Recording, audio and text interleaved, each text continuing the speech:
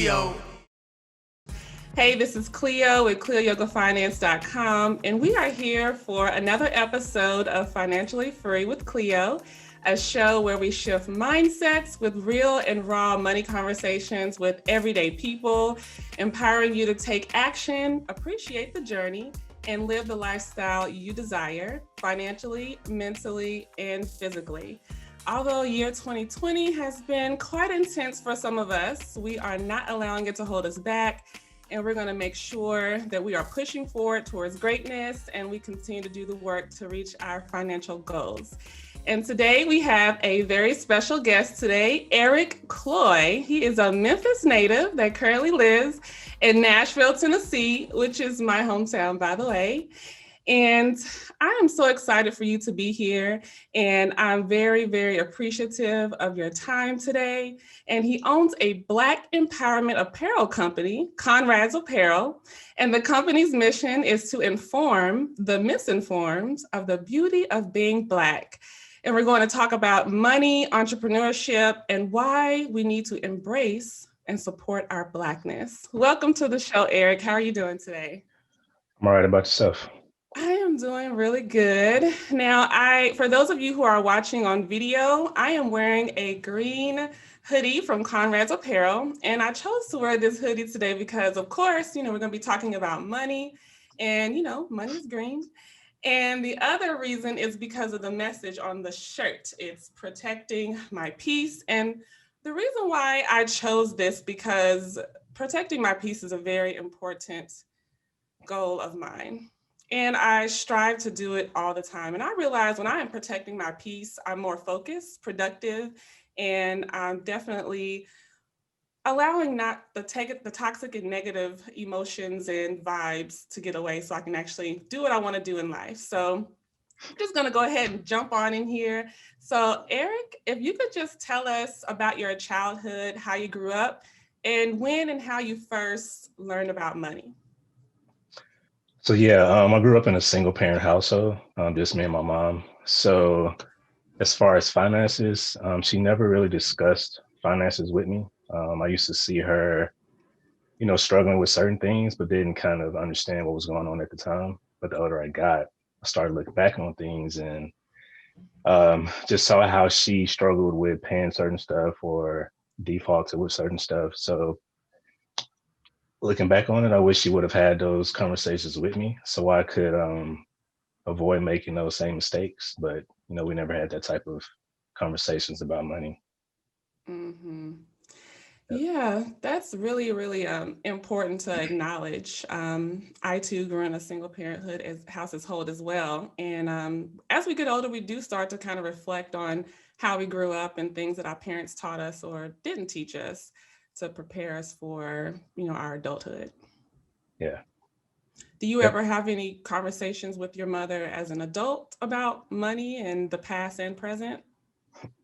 I don't, but part of 2020, I've had a lot of time to reflect on things and the relationship with my mom being one of them.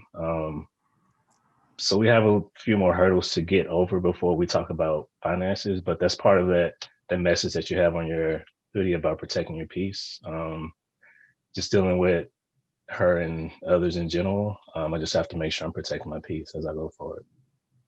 Yes, most definitely. I think it's really important to protect your peace, not just, for different areas in our lives, but definitely when it comes to the finances. I know it's not always easy to talk about money, especially with certain family members that are close to us, but we have to take care of ourselves first in order to really take care of ourselves and also help others as well. So thank you for sharing that. And I want to know about some money experiences that you've had as a young adult throughout your adult years. What are some money experiences you could share with us, good or bad, that you feel that it would inspire and help someone else? So I'm gonna start with the good because we always like to hear the good news first. Leave the bad for last. So my aunt, she's probably my go-to person when it comes to life experiences or advice, whatever. So she's told me a few gems along the way. One of them being to make sure that you save enough money to get you through 3 to 6 months of unexpected emergencies type things. So if something comes up, you at least have that savings to fall back on. So I try to do that now as well. It's going on from 3 to 6 months to probably like a year, just in case something happens. So just make sure you build up a savings. Another one, I made notes, so I'm looking at my notes. Yes, go ahead. Um, so another tidbit that she gave me, she's been married for, I don't know, 20, 30 years, something like that. But her and her Mm, husband, they meet up once a week for lunch, whatever, and they discuss finances for the upcoming week or the upcoming month, just to make sure that they have everything in line. They're on the same page. So I thought that was beneficial and could help in my future relationships.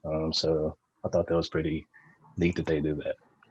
yeah, I totally agree. I know with just with my financial coaching clients, but just also when I'm talking to friends or family members, I always express how important it is to have weekly money dates. Of course, at least once a month, but sometimes it's easier to like break it down into, meeting with yourself at least every week, once a week, every 7 days, just to check in with yourself to see, okay, did I create a budget, or am I following my budget, or did something unexpected pop up that I couldn't take care of, and why not? So it's really good to follow up and check in with ourselves. So whether if we're single, in a relationship, or we're married, it's really important to have those conversations, because if we don't, we'll just, it's sometimes we may want to just go with the flow, but it definitely pays to really like sit down. It's not always fun, but you have to sit down and look at everything to see how are you really doing, to see what's working, what's not working. So I'm glad that you have someone to look to for something like that to really learn from, because sometimes we may not get it from our own parents,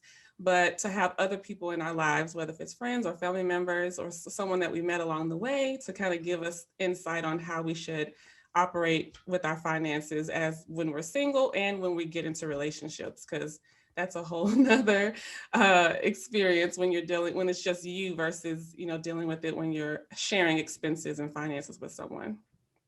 Yeah, I agree. If it wasn't for her, I don't know where I would get my finance education from. So I'm grateful for her. So Yeah, well, that's um, good. let's see. Bad. I put like early on, I wasn't paying my bills on time. I would kind of Uh-huh. like you said earlier, going with the flow, like, I get around to it, or um, they don't need the payment this month, they'll get it next month, type of things like that. Um, Hmm. but it kind of hurt in the long run as far as with your credit situation and payment history and stuff like that. So that was in my early, I guess late teens, early 20s. So just have to learn. Yeah.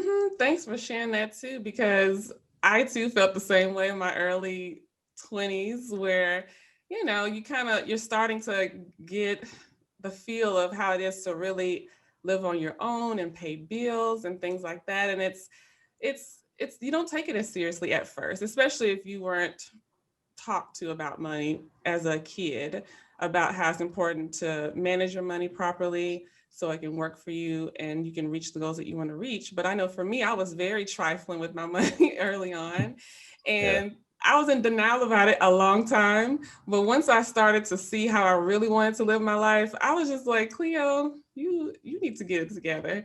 And I stopped, using those excuses that nobody taught me or no one showed me, but I had to at least started to research and learn myself in order for other people who had that expertise to really show me and teach me things. So thanks for sharing that, because that's where it starts, is acknowledging things that we may have done or didn't do right in order for us to get to where we really want to make those better decisions in life. Yeah. I guess that goes back to our first topic, was just your childhood. Our parents aren't the most perfect people, but you would hope that they would try to set you up for success in certain areas. That's Hmm. something I wish I did have a conversation with her. Being a single parent, maybe that's something the other parent would have stepped up and taken care of. But it's just part of life. You have to go through it, live it, experience it yourself, and try not to make the same mistakes over and try to teach someone else how not to make those mistakes as well.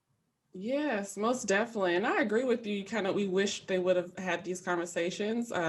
Just a quick short story. When I was in college at Tennessee State University, I still lived at home with my mom because we lived right up the street. And my mom's house was foreclosed on, and she didn't tell me. I had no clue that she was experiencing any, like over the years, I had noticed different things of my mom struggling with finances, but I never thought it would get to that point. And I was so upset that she didn't tell me, because I was like, I could have got another job. I could have took less hours at school, but I'm a first generation college student. So she just wanted me to focus on school and, my part-time job that I was working, and I had my daughter. So she didn't want to stress me out with that type of pressure.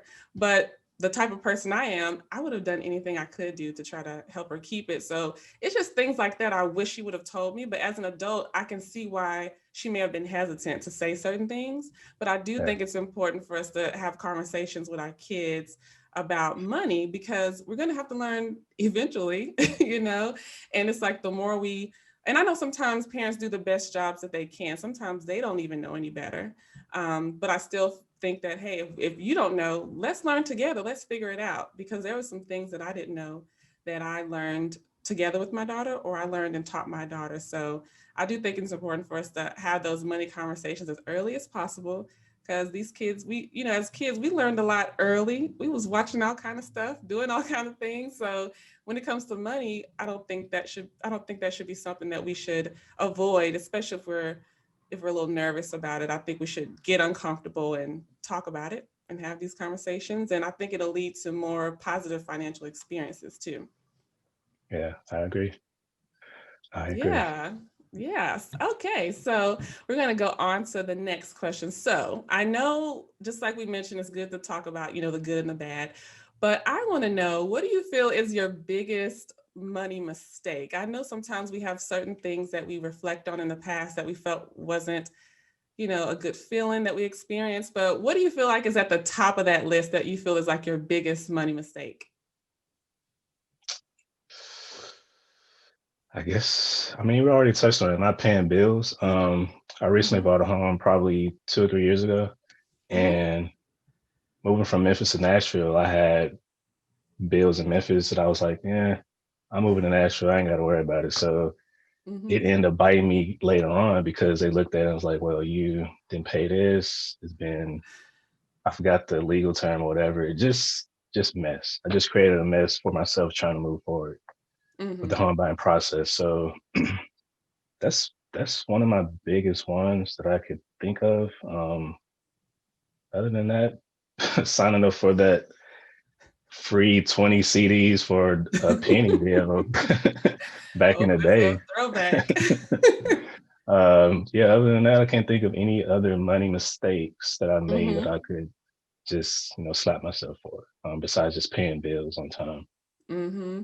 And I know sometimes even speaking for myself too, back then I really didn't think it was a big deal not paying it on time. But that's when it really hits you, when you're trying to do something bigger than you've ever done, like purchasing property. Then you start to Mhm. realize those things you thought really wasn't that big of a deal.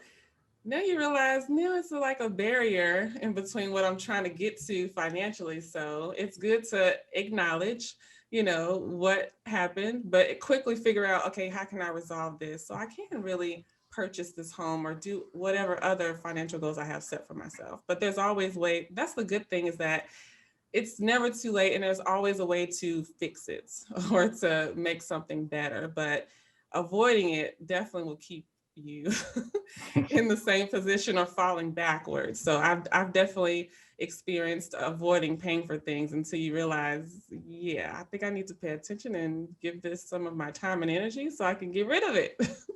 Yeah, yeah, yeah. That's part of the learning process.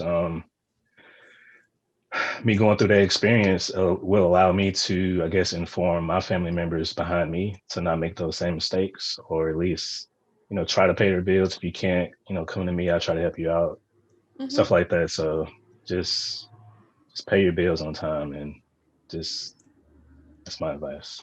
Yes, most definitely. And I'm definitely holding that in my mind too, because, for example, paying my rent on time, like when it's due. That was something I used to never do. I used to wait, sometimes you have to the third or fifth, depending on where you're staying if you're renting. But for me, I just said, well, I really have to the end of the month because they won't really start the eviction process until toward the end of the month. And I was so trifling with that. But then I realized that is just terrible. So when I share with people the things I've been through financially, like I've been through it all. So it's really good to reflect and just know that you've grown and that you have made changes. Because that's something that I used to think that I felt like I was in such a deep hole that I could never get out of it. But it's reflecting and knowing that I'm not perfect, but I know I can become better too. Yeah, we can put ourselves in a deep hole, like a tough bind sometimes, and feel like you can't get out that situation. But the advice I would give is just take small chunks out of that hole instead of trying to tackle everything at once. Kind of prioritize, your highest bill or whatever to the lowest, and take care of the lowest, and just move your way up. That's Mm-hmm. how I got out of certain situations myself.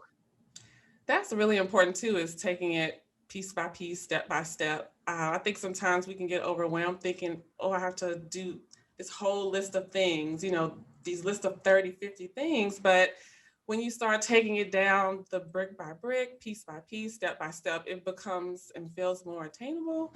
So I know that's something that worked for me as well, is not, yes, thinking of the overall picture, but also looking at, okay, what is my first or next step? Let me just focus on that step, and then once that's done, let me take the next step. And then there'll be times where you can take a few steps at a time, once you start to gain more traction and get more financial wins. Yeah, yeah. Yeah. And what do you feel is your best money decision? I know you said you just purchased a home. So would that be your best money decision, or do you have something else that you've experienced that would be considered your best money decision? Um, that would be my best money decision, but um, something that I do for myself to keep my savings up. I have I have four bank accounts. And what Mhm. I do is once I get paid, I have a certain percentage go towards one bank account to the other one, Mhm. just so I can make sure that, I have money somewhere instead of having 100% of my income come to my primary bank. Then I take out of that and then I'm done. I don't have any money, but at least I know I have, X amount over here, X amount over here, just in case something falls through. So that's one of my best money making decisions, I guess. Aside from the purchasing of a home that could, where it has already built up equity and can help me purchase other things on down the line. So that's a good decision. Yeah, I like that you shared the multiple bank accounts because I think that is important. I know for me early on, I just had my regular primary checking account where my paychecks were deposited and I would spend out of the same account. But it is beneficial to have multiple checking accounts, multiple savings accounts for, different reasons, like you said, so you don't feel like this is the only source where you have your income going into, and that way you can become more organized too. Yep, yep. It helps. It helps a lot. So, like I said, it's a journey that everyone has to go through themselves and figure out what works for them. But Mm-hmm. that works for me. So instead of me seeing I have um, X amount of money to play with after paying my bills, then I deplete that. At least Mm-hmm. I know I have, other backup accounts, I guess. Yeah. And I think that's something else that's important is, seeing what works for you and that you can try different things to see what works best. Because I think we all have different personalities. We learn different. Certain things are user friendly to one person and may not be the same for the other person. So it is good to really try out different things to see what works best for you. That's going to help you reach the goals that you're trying to reach. But definitely getting organized with the bank accounts is a great start. Yep, yep. Yeah. All right. So we're going to go on to your business, Conrad's Apparel. So I want to remind you that I do love your mission and I just want to share it with everyone. It is a Black owned clothing apparel company with the mission to inform the misinformed of the beauty of being Black. So what is the why behind Conrad's Apparel? And when was the moment that you decided to start this company? So yeah, the why, pretty much the mission statement sums it up. A lot of people, I would say, just they don't value like the importance or the looking for the word, the like I feel lucky to be Black. So some people don't understand that. So I just think of stuff in my head on how to translate how I feel to others so they can understand better. Mm. So that was a why. And kind of how it started was I would wear different shirts with different slogans, Black empowerment slogans, and people would ask me where I got it from or compliment me on them or whatever. So I just thought like, well, instead of me, you know, telling them where I got it from, I can in the future tell them it's from my company and here's my business card and you can buy it from me or whatever. So that's what sparked it. What was the other part of the question? When was the moment that you decided to start it? But I guess you kind of covered that too. I had the idea in mind for a while, probably 2 or 3 years. But with work and other stuff coming up, just got in the way. But Hmm. with the climate we're in today, it kind of helped spark my desire to just be a part of what's going on, like, going out and protesting or whatever, or, we're voting and stuff like that. That's important. But I just wanted to think of a way to, I guess, assist people that are introverted or tired of kind of reiterating certain statements or just pretty much tired of everything. Just let the apparel speak for itself and go from there. So that's why I create these different statements or affirmations, like one you have on protecting my peace. Just stuff that's in my brain that I just wanted to just let out. So Well, I am so glad you did because one of my favorite things is hoodies. Like I would wear this all day, every day. And to be able to wear something in colors that I like, but also with messages that are not just messages, like they actually mean something. You feel something when you see them, when you hear them. And I think more people need to see more positivity, especially when it comes to Black people. Even before 2020 and everything that it's brought when it comes to Black empowerment, I've always felt this way as well. I feel thankful. I feel grateful to be Black. Never wish I was anything else other than Black. And I think sometimes we have to do better so we can show people that are younger than us, kids, that you should be grateful and be happy and don't be ashamed or embarrassed of being Black. So that's one of the reasons why I support Comrades Apparel. And I really enjoy all the messages that you are sharing. And what do you see in the future for Comrades Apparel? yeah, well, when you speaking, I just thought about a situation. I wanted to give you an example of my message. So one of my favorite slogans that I have on my apparel is the protect, love, cherish, support Black women one. Mm-hmm. So that means a lot because like I have a lot of important people in my life, and of course they're Black because I'm Black, but my auntie and mother and stuff like that, cousins and stuff. So I was in a grocery store and I had the shirt on that said that had the slogan protect, love, cherish Black women, whatever. And this white woman that worked there, she was reading it out loud and she was like protect, love, respect, support, cherish, and she got to the end and it was like Black women. That should say all women.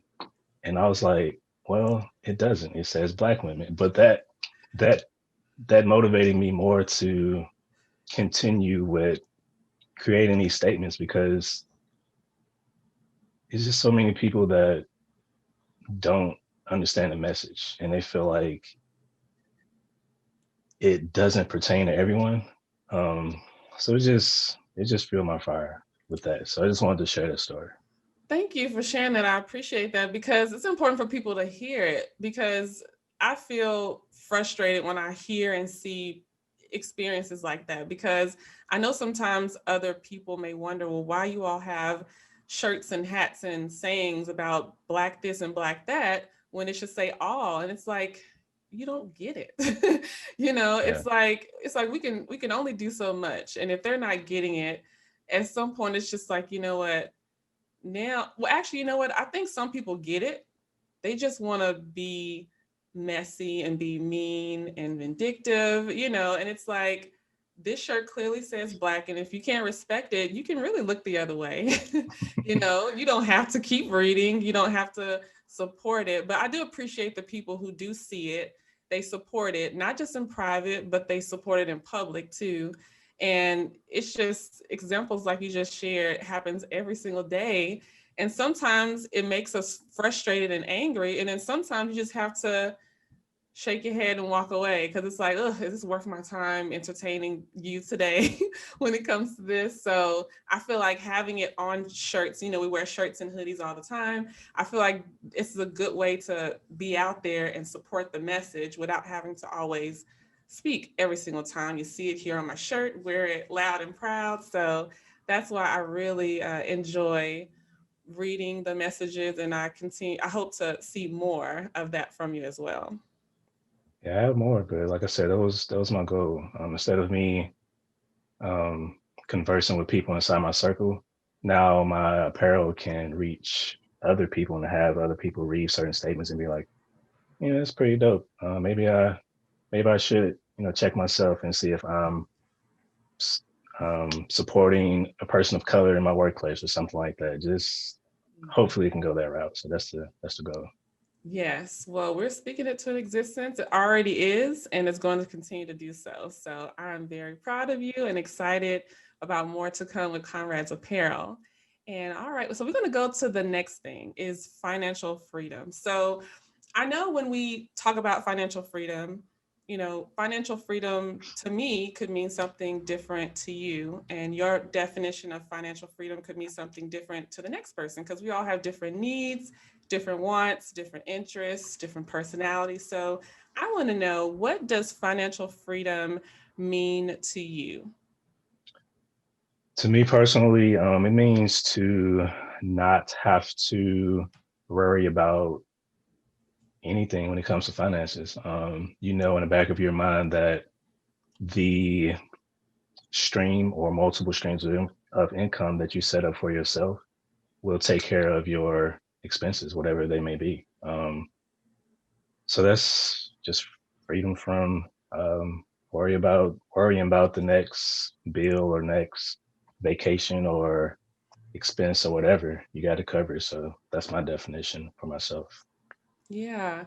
And I'm glad you mentioned the multiple streams of income. I know when I was younger, I would hear people say it or I would read about it, but I really didn't like take action to really make sure I had multiple streams of income. But as I got older and experienced certain things, I realized that, okay, when I have an income that stops or slows down, I need something else to be working for me to help me not just pay bills, because we don't want to just live just to pay bills, but I want to have more money flowing in to do the things that I really enjoy too, things that make me happy and make me smile and give back to other people as well. So that multiple streams is a big one. And I think more conversations needs to be had about how to create the multiple streams of income too. And I'm sure you've probably experienced that with one of your streams being the Comrades Apparel. Yeah, same here. I would want to have a stream of income that I solely use for vacationing, or your primary one may be your place of employment. Okay, I'm going to use that just to pay bills, or just have these different avenues to take care of certain needs. So Hmm. Yeah, I totally agree. All right. So now we're going to jump to money in Black communities. Now, I know even before this year, there are lots of talk about money in Black communities. And of course, we know that there's different types of Black communities out there. But of course, we know at the forefront of a lot of conversations is Black communities where people have lower income or considered poor Black communities. And sometimes people feel that they're aren't enough resources or people there to educate people and help people elevate financially. So I would like to know, what are your thoughts on money in the Black community, and how do you feel, what do you feel we can do to help each other as a community, also help ourselves? But I really believe that there is power in community and teamwork and helping each other versus just trying to do it by ourselves or only help ourselves. But I just want to know, what are your thoughts on how can we really help each other elevate in Black communities? I think um, I think having conversations like this is important to see other people that look like you talk about their experiences or give certain advice that someone else may have given to them. Um, like I said, with my mom, she didn't have a conversation, so chances are she probably didn't have a conversation with her mom or parents or whatever. So it's like a never-ending cycle. And if we can figure out a way to break that disconnect on how to communicate with our loved ones. It just doesn't have to be your kids. It can be your cousins or your nephew or whatever. Just have that conversation. I know it can be uncomfortable sometimes sharing your what can be perceived as failures with others because you don't want to come off as failure to anyone. But if they're your family, then they're gonna love you no matter what. So as far as the Black community, I feel like we have a bad habit of spending money before we have the money, um, or trying to, I guess, fake it until you make it type of thing, or impress others. So that's a bad habit. I don't know how we can shake it. I think it's possible. Anything is possible, but I feel like it's so ingrained in our lifestyle or community that it's gonna be hard because people they'll have this expensive car or expensive purses, outfits and stuff like that, but they're still either living at home with their parents or renting or something. Like, I'm not knocking it. I'm just saying, like, you could have used those funds to set yourself up for something greater. Just an example. And when it comes to supporting, I just feel like having a Black business myself, now on the other side of seeing how hard it is to receive support from people inside your own community. It's like we have to work twice as hard to convince them or convince the consumer that your product is worthy enough for their dollar. It's a lot to come with that. I understand that. Like, I had this conversation with a friend of mine a few weeks ago. Quick example. Um, he came across someone that was selling candles, a Black business. She was selling candles. He got the price from her, and she said the price was, I believe, let's just say it was $25 per candle. He was like, "Oh man, I can go to Bath and Body Works and get a candle for $20 or cheaper, whatever. Why should I come spend 25 with you?" I'm like, look, you can't compare a corporation to a single business owner because it's a lot that goes into that. Bath and Body Works, they can um, kind of cut costs because they're getting discounts on their supplies, or they have so many people buying their stuff that they can run sales like, all right, we give you 3 candles for $30 or something like that. They can afford to do that.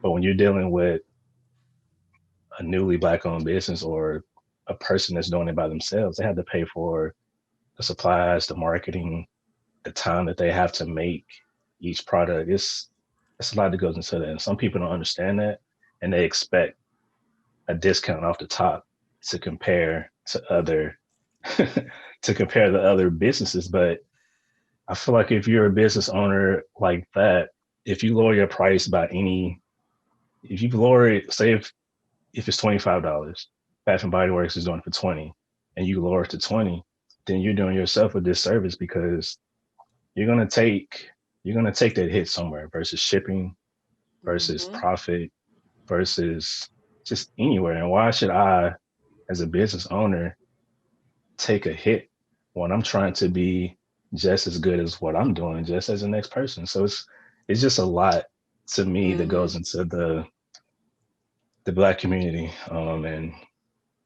just having to I hate to say it, but just fight for their business. So it's Yeah. like I feel like if my product, just not my product, but any product, Mm-hmm.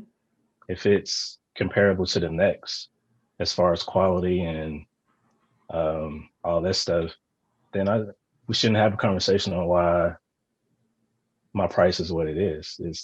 It is what it is. So if you know support, but I don't want to have to plead my case Mm-hmm. for that. And I feel like that's a big negative in our community that I've experienced. Yes, I totally agree with everything. Like before I started my own business, I didn't, of course, I knew about business, but it is true when you start doing your own business and you learning everything, like, when you're first starting out, like you have a million jobs, you're doing all these different things. And when you put something out there, people will expect something for free or a discount or question, why your price is what it is, but you don't question, Target or Starbucks or, these are larger corporations, of course, but I think that is something we have to shift those type of mindsets. It's like, there are people out there who get it and they truly understand and they support, even if they don't have their own business, they do support. And if you say your price is this, if they like your product or your service, then they're going to try it out or buy it. I know for me, I'd rather pay for some, like I'm not the type of person, I don't even want to say, well, what, you got a discount or how can I get it for free? No, like, what is your price? What's the product? And if I like it, I'd rather buy it. Like, I want to pay for other people's services and products. And I know for my business, it was mainly service-based business, but this year I recently started a product, which is the financial affirmation cards. And, when you start thinking about the shipping and all the things that goes into it, it's like you have to make sure you're making a profit. It's not just a hobby. Yes, I enjoy it. I love it. But we got to make money off of this as well for us to be able to continue putting it out there and helping other Yeah. people. So I do think that that's some conversations we have to have in our Black communities is about, not just for those who are entrepreneurs or business owners, but for consumers too, when you're buying things. Um, and then also when you talked about having those money conversations, I do think it's important to start there too, because for me personally, I was very nervous and afraid and a little ashamed to talk about my money experiences because I felt like nobody else really would understand where I was coming from. I was embarrassed about a lot of my money decisions because I just thought nobody else could possibly be this trifling with money. I was like, nobody could possibly have done all the stuff that I've done. Like, nobody could be this crazy.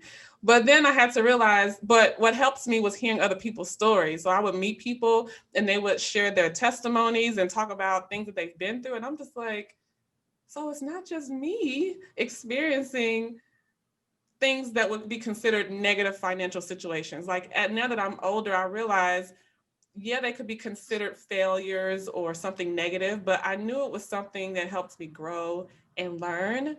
But it wasn't easy for me to talk about it, not to friends, family members, or even, people that I would just meet. It was very hard. But once I started to connect with other people and they talked about their issues and their experiences, I started to let my guard down and open up and talk about it.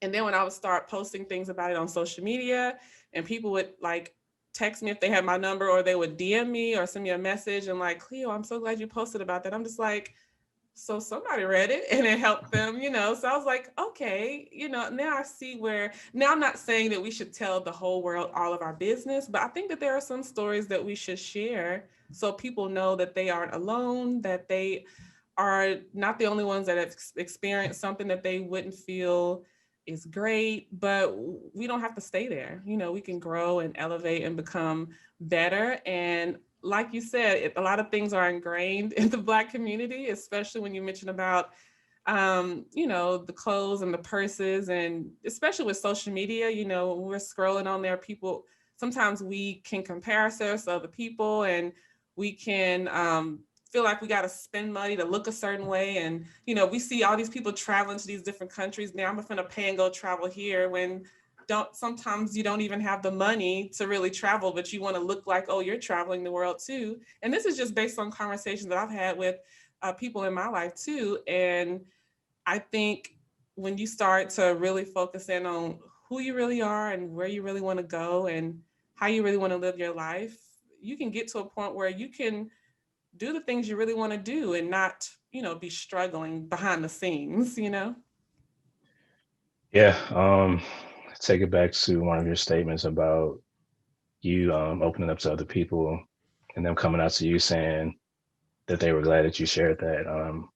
Just something I tell myself a lot is one person's testimony is, I forgot what I told myself. One person's testimony is can set somebody up for having a testimony of their own. I don't know how I put it in my brain, but basically, if you share what you've gone through, then that person could avoid going through it as well. So it's just something I tell myself when it comes to sharing information with family. I'm working on the friend stuff because, as you get older, your circle decreases, and the people that that they're for you or won't judge you for certain things, you feel comfortable opening up with them about certain Mm-hmm. things. But the financial and relationship stuff, I think that's two of the biggest things that make people uncomfortable sharing with people, because you just don't want people they don't really know you for you judge you.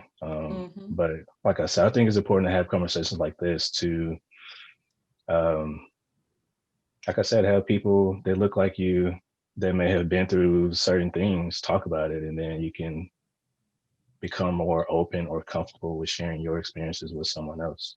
Mm-hmm. And I think it really helps us to become better in, different areas of our lives, because when we talk about money, it does affect all these other areas. It affects our relationships with our family, with our friends, with the relationships. It affects, our jobs, our businesses. So I think the more we open up and talk about it, the more we can be open to receive more of the things that we really, really want. So I definitely have experienced it myself personally. I know when I opened up more and talked about it, just more things just started falling into my life that I actually desired. I just feel like that was one of the reasons. I feel like me isolating myself and just being quiet about a lot of things didn't really serve me at all. But now I realize there's power in talking about it. Even if it's just one person that you could talk to, I feel like that's helpful. And yes, it's important to talk about it and share your story, but it could just be someone, just you and another person in the house together. It doesn't have to be on social media necessarily, or, talking to the world, but I do feel like at least talking with someone really helps you, and it helps the other person and other people that's hearing it. Yeah, it could help your mental health. It could be therapeutic with just unpacking or releasing some of these feelings that you've had about yourself and may beat yourself up about. And then that other person, if they love you, well, I've had similar experiences, or that doesn't define who you are, or, you can get it out versus, holding all in and judging yourself for the life that, we're all living life. This is our first time living life. So we don't have a blueprint on how to live life and be perfect. No, nobody's perfect. So Mm-hmm. it just helps get it out. Yeah, and it does give you that confirmation that it's like we all know we're not perfect, but sometimes we try to be as close as we can get. But it does give me that reminder that I'm not perfect. I'm not superwoman. Yes, I make mistakes and I'll make some more mistakes. But now that as I get older, I start to learn more about myself and things that I know I need to do to really reach the goals that I've set for myself. But I just know that was one of my big struggles, is being open and talking about things. And just like you said about the finances and the relationships, like I never talked about anybody about that, period. And I just kind of felt like, what's the point of talking about it? But I'm 35 now, and now I realize there's power in talking about things. There's power in writing things down, getting things out, because if you hold it in, it's just going to fester, and then you'll start to have, headaches, body aches, and then you'll just start to just feel like crap every day. And it's Yeah. like, you just can't hold it in. You have to have some type of outlet, a variety of different ways to get it out. And one of that is talking to people about it. And that's something that helped me. And I see that it's helped you too. So I hope other people out there will get the courage to start talking about it more. That way it can lead you to more things that you really desire. Yep. Yep. I Yeah. agree. Thank you. All right. So now we're going to get to just getting to know you just a little bit more. I think it's important for us to focus on, elevating our lives and working and crushing those goals. But I think sometimes it's helpful to, think about things that makes us laugh and smile and relax. So we just want to get to know you a little bit better. So I'm going to ask you a couple questions and just share with us what it is. All right. So first one is, what is your favorite food? My favorite food. I don't want to be cliche and say chicken, but I really do like chicken. Like chicken is it's good. Um, so I would say, nah, I'm gonna say tacos. That's my favorite. Okay, Tacos. tacos. All Yeah. right. What is your favorite movie? My favorite movie is Juice. It's an oldie, but it's my favorite. So I like that movie too. What is a book that you've read that you would recommend others to read? um I am on my third time reading the autobiography of Malcolm X. I Mm, read it and now I read it twice, but now I'm listening to it on Audible. It's being narrated by Lawrence Fishburne, and mm, he gives like a different perspective. Because when you read a book, you read it in your voice, but mhm, when you hear from someone else, it's kind of like they're telling you a story, and mm. that's one of my that's one of my idols is Malcolm X. Just hearing his journey and um, the stuff that he went through to get him to where he ended up being, as far as um, his mom. I don't want to give you a Malcolm X background story, but his his mom had X amount of kids. The Mhm, dad died because of violence or whatever. So the system split him up, the kids. So he had to go live with his sister. mm. Um, but that unfortunate event kind of put him in a situation, or mm, I guess where he needed to be to become who he needed to be. So I like stories that tell the journey. So that's just one I would recommend. Okay. And I was taking a little note here. I didn't know that Lawrence Fishburne narrated the book. So I put it down on Yeah, my notes so I can add it to my list of things to listen to and read. So thanks for sharing that one. Because I like Lawrence Fishburne. I was like, oh, okay. Check that yeah, out. yeah. All It's right. pretty So, good. yeah. Okay. Are you almost done with it or you just started? I think I'm in chapter 3, so I'm not even halfway listening to Okay. it. But yeah, Okay. All right. So, next one is your favorite place to travel. my favorite place to travel, or my favorite place that I have traveled to. I'm sorry, your favorite place that you have traveled to. I didn't know if that was how you wanted to do it because I like to travel, so that That's means two different true. I things. need to clarify. I need to reword that question. Yeah, But because that. yes, it's yeah, travel to that you've already traveled to that you would consider one of your favorites. All right. Well, I can answer them both ways. Okay, yes, I would like both. So one of my favorite places to travel to is California. I just like going out there and feeling the vibe and just being out there. I feel like it's it's my uh, persona, I guess. Just California in general. Favorite place I've traveled to would be Egypt, Cairo, Egypt. I went there last year and just experiencing that culture and um, being in the presence of things that were built like in the BC era. There's Mhm. just it's kind of mind blowing. So just being in that atmosphere was pretty cool. So I would say Egypt. Wow. That's on my list. I've never been there before, but it's on my list.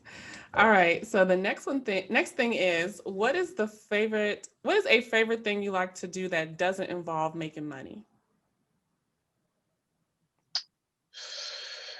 Um, I'm a TV person, so I like to watch a lot of TV shows. It kind of helps me decompress or um, just get my mind off of certain things. One of my favorite shows that just came back was This Is Us. It just started back last week. If you watched that, I have not, and I'm behind, and I you need to know. watch it. It's so I'm good. told that I need to start from the beginning though. Yeah, so you can understand the characters and understand them as people. But that's one of my favorite family shows because they like this conversation that we're having now. They touch on a lot of different uncomfortable conversations that people don't normally have, and it's good to see that on TV so you can kind of, um, I guess, pull stuff from the show and implement it into your life or other lives or reflect on certain things in your upbringing and correct them. But that's one of my favorite shows right now. Yeah. Well, I made me another note. I'm gonna check that out too. So I All got two right. things on my list to add. All right. So the next one is, what is one thing that makes you happy? One thing that makes me happy. I know there's probably lots of things, but one Yeah, thing that makes you happy. I guess being content with who I am as a person. Just early on, I guess I don't know if it's normal, but it may be. You would just question, I guess, the mistakes that you made in your past and kind of um, carry that burden with you. But I guess just being happy with who I am and being comfortable with the person that I am in my own skin. So I would say that I love myself. that. I make That myself is, happy. So yeah, that is big. The contentment. Oof, I like it. All right. So the next one is, all right, this is the last one. So if you, well, actually, I'm sorry, there's two more. What is something that people wouldn't know about you just by looking at you? hmm, that's like an open ended question. Like just by looking at me, Could be anything. um, I got two things. I guess I'm a nerd. Like I know I got glasses on, but not all nerds wear glasses. But Yeah. like I'm really like a nerdish type of person. I research a lot. Um, if I have conversations with people and it's something I've never heard of or don't really know, I would go research it, Google it or whatever, and put it in my brain for storage. Um, um, I have like 7 tattoos. I don't know. So Hmm. that's all I can think of by just looking at me. So, Okay. Thank you. Thanks for giving me two. All okay. right. And this last one here is okay. So if you had $500,000 right now, what are the first three things that you would do? Doesn't have to, it's not about what's right or wrong. Just what would you do? The first three things. Uh, I would figure out how to buy some type of property. That way, that could be another stream of income that can make money without me doing anything. It's just, you buy that. I would definitely go on a vacation somewhere. Um, I will put X amount into my business to um, help it blossom more, create more content, possibly open up a storefront, something like that. Just elevate what I already have in place to um, help me achieve my goals in life. So that's three, I think. Okay, cool. Well, I love to hear it. I know sometimes we have to visualize, what we will really do if certain things, unexpectedly came into our lives. So it's good to already have something in mind about that. So thanks for sharing that. So next here, I'm just going to share a quick financial affirmation. So I've already shuffled them. So I'm just going to pick a random one and I'm just going to recite it to you. And then you can tell me the first thing that comes to your mind or share how it may relate to your own financial journey. So this one is I let go of negative and toxic people.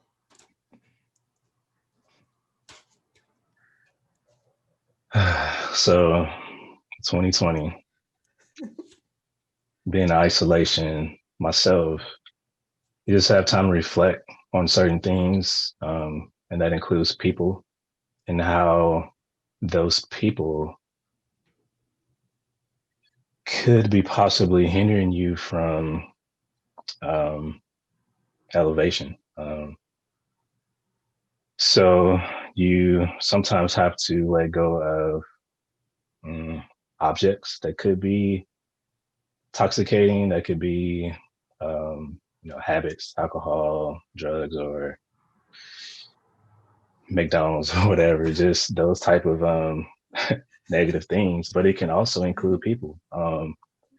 Certain people that when you talk to them, they're gonna have, when you say, how's your day been? And if it's that person that their day is always negative or they rarely have positive aspects on life in general, you might have to, I won't say cut them off completely, depending on who they are, but just kind of, uh, separate yourself from them if they're messing with your mental stability. I would say that. Hmm. Yeah, that's very important. And I know sometimes, people may think, well, Cleo, how does this letting go of negative and toxic people really play into money? But like you mentioned, you have to let go of certain things. And sometimes it's hard to let go of people, especially if it's people that maybe have been in your life for a long time or that you love and care about. But then you have to start thinking about, just goes back to the shirt, protecting my, peace. It's like, yeah, I may love this person and care about you, but yeah, you're stressing me out. And I can't really get to where I'm trying to go if I'm worried about you, but you're actually, being toxic and negative all the time. Yeah, I know every day is not going to be perfect for any of us, but overall, you've got to be peaceful.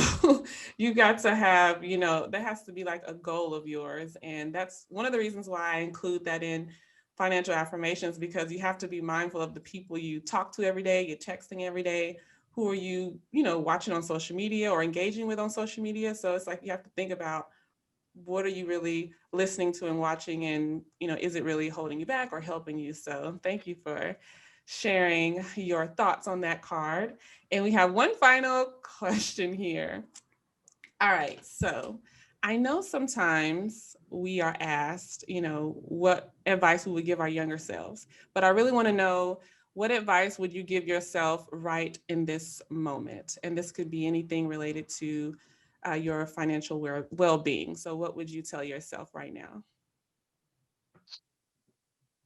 So I have a few, going back to my nerdish ways. I have like a library in my head that I keep affirmations in. And one of them is life's a journey, trust the process. So in my mind, the journey that I'm on is already written. I'm just along for the ride.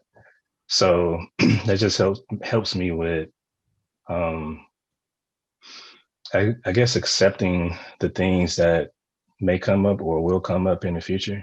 Just as long as I'm doing what I'm supposed to do and striving for my goals and taking care of the people around me, that everything is going to work itself out. So I would just tell myself, just repeat to that affirmation that life's a journey and trust the process. Thank you. I love that. I'm going to tell myself that as well because sometimes I need that reminder. So thank you for sharing that with us. I'm sure there's people out there that can use that as well as they navigate through life. So again, I want to thank you so much for being with us today and sharing all of your experiences and your knowledge. And I want you to tell us how people can connect with you and how we can support you.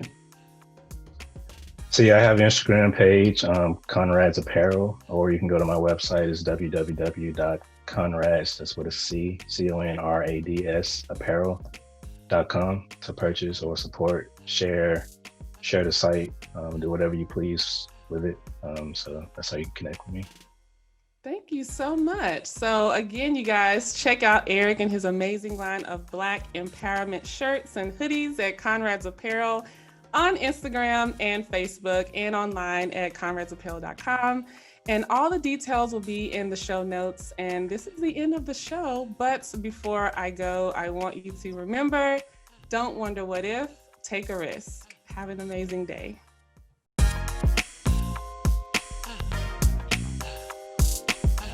can be financially free with Cleo.